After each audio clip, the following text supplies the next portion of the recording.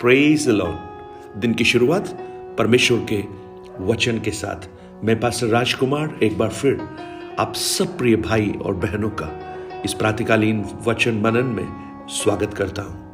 आज का दिन परमेश्वर ने बनाया है और हम इसमें आनंदित होंगे। आज मैं आपका ध्यान मरकुस रचित सुसमाचार उसके 6 अध्याय के चंद वचनों की ओर लाना चाहूंगा। Book of mark chapter 6 versus 1 onwards. वहां से निकलकर यीशु अपने देश में आया और उसके चेले उसके पीछे हो लिए। सबत के दिन वह आराधनालय में उपदेश करने लगा और बहुत लोग सुनकर चकित हुए और कहने लगे, इसकी ये बातें कहां से आ गई और कौन सा ज्ञान है जो उसको दिया गया है और कैसे सामर्थ के काम इसके हाथ से प्रकट होते हैं। क्या यह वह बढ़ई नहीं जो मरियम का पुत्र और याकूब और यीशुस और यहूदा और शमौन का भाई है, और क्या उसकी बहनें यहां हमारे बीच में नहीं रहती? इसलिए उन्होंने उसके विषय में ठोकर खाई। यीशु ने उनसे कहा कि भविष्यद्वक्ता अपने देश और अपने कुटुंब और अपने घर को छोड़ और कहीं भी निरादर नहीं होता, और वह वहां कोई सामर्थ का काम न कर सका, केवल थोड़े बीमारों पर हाथ रखकर उन्हें चंगा किया। 6 वचन। और उसने उनके अविश्वास पर आश्चर्य किया और चारों ओर से गांवों में उपदेश करता फिरा। एक बड़ा खूबसूरत सा एक भाग है। जब आप इसे पढ़ेंगे तो यह समझ में आएगा कि किस प्रकार प्रभु यीशु मसीह अपनों के बीच में तिरस्कृत किया गया है। और सबसे पहले जानते वो क्या कह रहे हैं? वो ये कह रहे हैं कि इसमें ये बातें कहां से आई? वाह, ये ज्ञान, ये बुद्धि, ये इसको कहां से मिला? अपने घर में, अपने भाइयों के बीच में, अपने लोगों के बीच में। और वो कह रहे हैं कहीं ये वही तो है, वही कारपेंटर तो है, वही बढ़ई तो है। ये एक्चुअली एक सराहना का शब्द नहीं था, परंतु मानो एक हास्य का, मजाक का एक शब्द था। और वो मानो ये कहना चाहते थे, अरे इसने कोई पढ़ाई तो की नहीं है, कोई अच्छी पढ़ाई नहीं की, फिर इसके अंदर ये ज्ञान कहां से आया? आप प्रभु यीशु को देखिए, वो एक साधारण सा बढ़ई जब अपने देश से निकलकर गया अकेला, लेकिन जब वापस आया कुछ चेले उसके साथ थे, उसके डिसाइपल्स उसके साथ थे, और वो ज्ञान और बुद्धि से भरा हुआ था।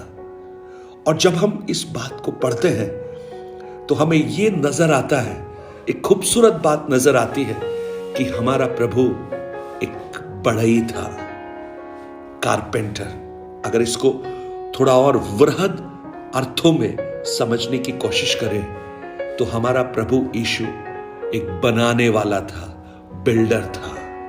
वाह! हाँ, आज जब बिल्डर की बात करते हैं तो पत्थर और ईंट शायद ज्यादा ध्यान में आता है, लेकिन एक जो बिल्डर है वो लकड़ी का काम भी एक बिल्डर करता है। अगर आप कुछ पाश्चात्य देशों में जाएं, वहां लकड़ी के घर बनाए जाते हैं। और उनका ये जो प्रोफेशन है, प्रभु यीशु ने जिस प्रोफेशन को चुना वो बहुत ही महत्वपूर्ण था। और जो बिल्डर होता है, बनाने वाला होता है, वो हमारे जीवनों को भी बना सकता है, और वो उसे मालूम है कि कार्य को कैसे पूरा किया जाता है। एक बढ़ई के रूप में, एक बिल्डर के रूप में उसे कुछ बातें सीखी। उसने जब एक लकड़ी के टुकड़े को देखा तो उसने उसके अंदर की जो पोटेंशियल है, उसके अंदर की जो क्या क्या उसमें से किया जा सकता है, जो साधारण लोग नहीं देख सकते थे, वो उसने देखा। उसने ये समझा कि एक लकड़ी से कुछ बनाने में समय भी लगता है और बहुत पेशेंस की भी आवश्यकता होती है। और उसने ये भी सीख लिया कि सबसे अच्छी कलाकृति अगर किसी लकड़ी से बनाई जा सकती है तो वो लकड़ी हार्ड वुड होना चाहिए, कठोर होना चाहिए। वाह, आज जब इस बात को आप सुन रहे हैं, मेरे और आपके अंदर का जो पोटेंशियल है वो प्रभु यीशु ने देखा। जब किसी और ने नहीं देखा तो उसने देखा, क्योंकि वो जानता था कि हमारे अंदर क्या क्या संभावनाएं हैं। और उसने इतना सिर्फ नहीं, उसने हमारे लिए समय भी लगाया हमें बनाने में, क्योंकि वो हमें एक ऐसा उपयोगी पात्र बनाना चाहता था जो सबके काम आ सके, उसके काम आ सके। और इतना सिर्फ नहीं, जो सबसे कठोर था उसे उसने सबसे खूबसूरत पात्रों को बनाया। आप नए नियम में अगर शाऊल को देखेंगे, सबसे कठोर था, लेकिन एक अच्छा बढ़ई, एक अच्छा बनाने वाला जानता था कि इसको कैसे खूबसूरत तरीके से नक्काशी की जाती है, उसे संवारा जाता है, खोद कर उसे बनाया जाता है। और पौलुस इस बात को खुद अंगीकार करता है कि प्रभु यीशु पापियों को बचाने के लिए इस संसार में आया, जिनमें सबसे बड़ा मैं हूं। आज मुझे सुनने वाले मेरे प्रिय भाई बहन, हमारा प्रभु बनाने वाला है। वो हमारे जीवनों को बनाता है, वो हमारे भविष्य को संवारता है, वो हमारी हर टूटी हुई परिस्थितियों को ठीक कर सकता है। एक कारपेंटर को अच्छी तरह मालूम है कि टूटी हुई चीज को कैसे वापस ठीक करना है, और उसे यह भी मालूम है एक फालतू पड़ी हुई एक लकड़ी से कैसे एक अच्छी चीज बनाई जा सकती है। जब मैं और आप फालतू पड़े हुए थे, वो अच्छा बनाने वाला, उसकी दृष्टि हम पर गई। सबने हमें रिजेक्ट कर कर जब डाला था, उस अच्छे बनाने वाले ने हमें ढूंढ लिया और हमारा निर्माण करना शुरू कर दिया, और हमें खूबसूरत एक कलाकृति के रूप में जो परमेश्वर को ग्रहण योग्य है, हमारा निर्माण करना प्रारंभ किया। आज इस प्रातःकाल मैं आपको आमंत्रित करता हूं, अगर आप उस अच्छे बनाने वाले से दूर हैं तो आप उसके करीब आइए। वो आपको सुंदर बना सकता है, वो आपके जीवन को बना सकता है, वो आपके चरित्र को बना सकता है, वो आपके भविष्य को बना सकता है, वो आपकी पीढ़ियों को संवार सकता है, क्योंकि वो एक अच्छा बनाने वाला है। और इतना सिर्फ नहीं, वो हमारे लिए अनंत जीवन का घर भी बना रहा है।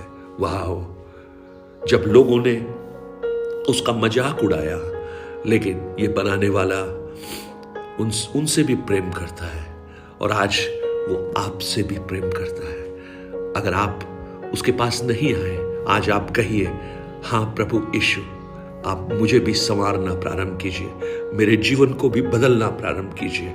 मैं भी उस अच्छे बनाने वाले के हाथ में अपने आप को समर्पण करता हूं। हाँ, उस बनाने की प्रक्रिया में थोड़ा दर्द हो सकता है, पेन हो सकता है, क्योंकि वो पड़ी हुई लकड़ी से जब तक उसको खोद खोद कर, काट कर, तराश कर बनाएंगे नहीं, सुंदर नहीं बनेगा। हमारे जीवन में भी कई बार प्रभु ऐसे कष्टों के, दुखों के, बीमारियों के, आर्थिक तंगियों के, समस्याओं की वो काट छांट जब करता है, आप निराश मत हो। वो बना रहा है, वो बिल्ड कर रहा है अपने लिए एक उपयुक्त पात्र। क्या आप उसके हाथों में अपने आप को समर्पण करेंगे? आज मेरे साथ प्रार्थना कीजिए, हे प्रभु यीशु, मेरे जीवन में आइए, मुझे बनाइए। मैं तो लावारिस पड़ा हुआ हूं, वैसे ही इग्नोर किया गया हूं, मुझे किसी ने भी ध्यान नहीं दिया, सबने मुझे तिरस्कृत किया, लेकिन आपके हाथों में आप मुझे बनाना प्रारंभ कीजिए, मुझे संवारना प्रारंभ कीजिए।